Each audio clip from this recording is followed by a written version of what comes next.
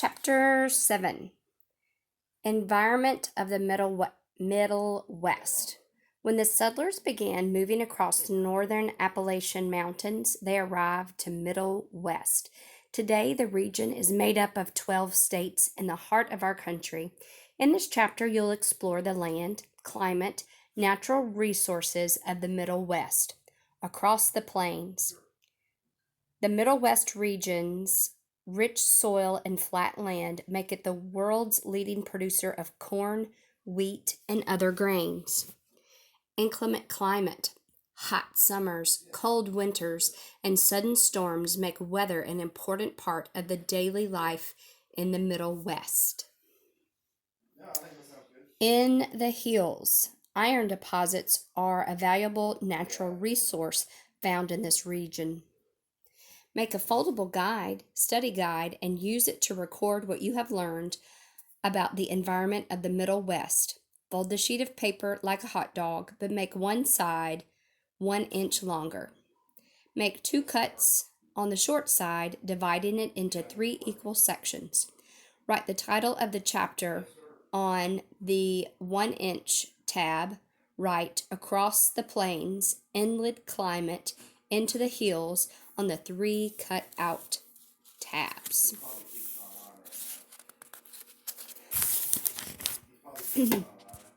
Lesson 1. Vocabulary. Prairie, livestock. Reading strategy. Copy the main idea pyramid. Fill the main idea and supporting details as you read the lesson. Across the plains. Lesson outline. Plains, high and low. Farming prairie. What are the major natural features of the Middle West? Building background. In the past, people thought of the land between the Appalachian and Rocky Mountains as the middle of the West. That's why this region is called Middle West. The major landform is the interior plains. Most of the Middle West is made up of those low flat lands. They seem to stretch out as far as the eye can see. Corn farm on the Central Plains. Plains high and low. The map on this page shows natural features of the Middle West. The interior plains are made up of 2 parts. To the east are the Central Plains, and to the west are the Great Plains. No sharp border between them. The geography of these 2 areas is different. The Central Plains are low, not much higher than sea level in some places. Gentle slopes cover much of this land. West of the Mississippi River, the land begins to rise. On the western edge of the Great Plains, the land is higher than 3,000 feet above sea level. These plains are mostly made up of dry grasslands. Rivers and lakes can also be found through this region.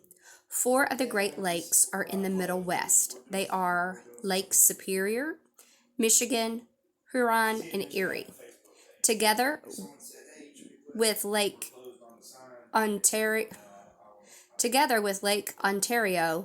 all 5 form the largest body of fresh water in the world.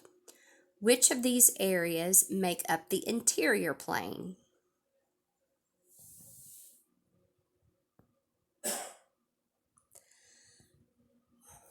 Map skills. What is the elevation for most of the Middle West? What river forms part of the borders of Illinois, Indiana, and Ohio? What is the highest peak? The source of the Mississippi River is located in what state?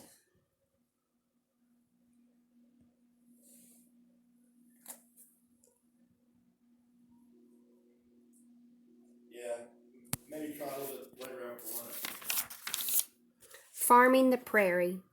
Until about 100 years ago, much of the Central Plains were prairie. A prairie is a flat area covered with tall grasses and wildflowers.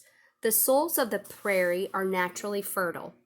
Farmers have plowed up most of the prairie to plant crops. Huge farm fields stretch across the flat plains. On the Central Plains, corn is the main crop. Farmers in Iowa produce more than 1 billion bushels of corn each year. Much of it is fed to farm animals. Some of the corn is shipped to markets across the country and around the world. Soybeans are also grown in this area. Wheat is a major crop on the Great Plains. Kansas and North Dakota are our biggest wheat producers. Livestock or farm animals also graze in this area. Raising cattle, pigs, and chickens is important to the agriculture in much of the Midwest. What are the region's major crops?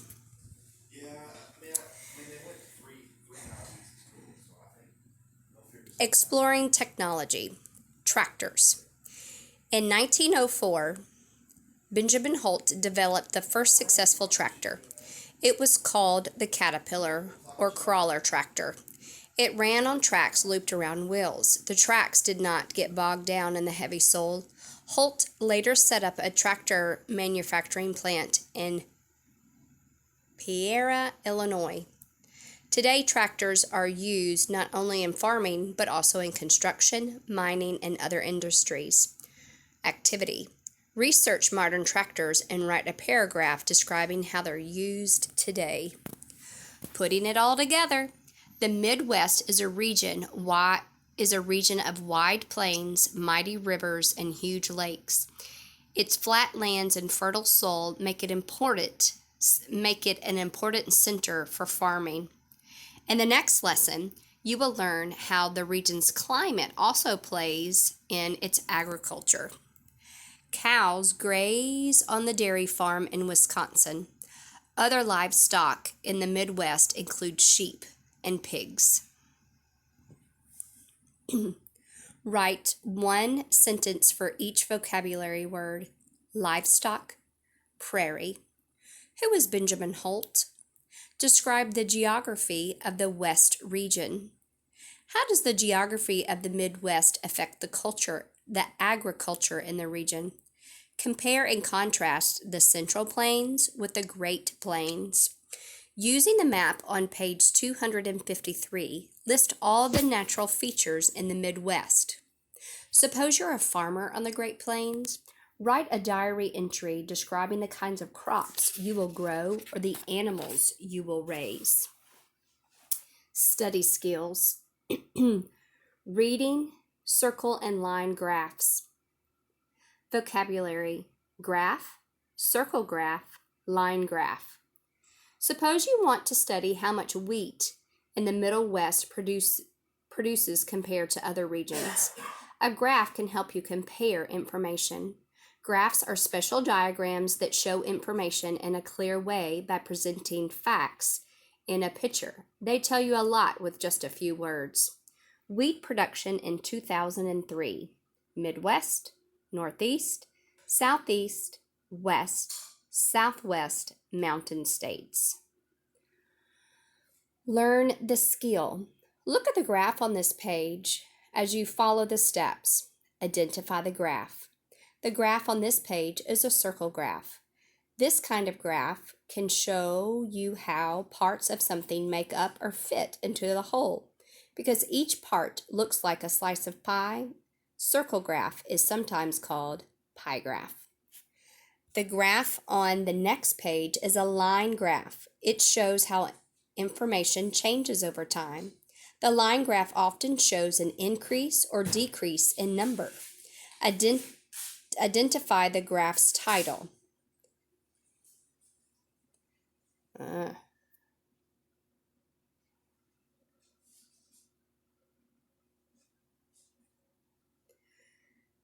The title of the circle graph on this page, is the wheat production in 2003. Study the labels of the graph. The labels on the circle graph include Middle West, Southeast, and all the other regions. This tells you that the graph slices shows how much wheat was produced in each region. Compare facts and figures. You can tell that the most wheat was produced in the Middle West because that's the largest slice of the graph. The number 58 means 58% of our country's wheat was produced in that region in 2003. How does the circle graph help you compare this amount to wheat to other regions? How does this circle graph help you compare this amount to the wheat produced in other regions? Try the skill. Look at the graph on this page. Trace the line of the graph. Trace the line on the graph with your finger and then study the labels. Use the graph to answer the following questions.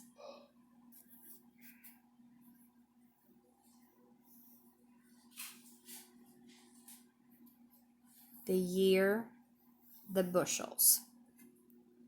What kind of graph is it? What time period does the graph show? What does each dot show? How did the production of corn in the state of Indiana change? Extend the skill.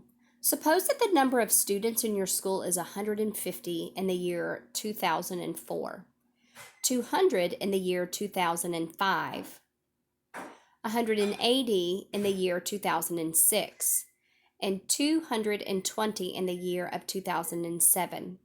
Make a graph to show how the number of students changes over a 4-year period.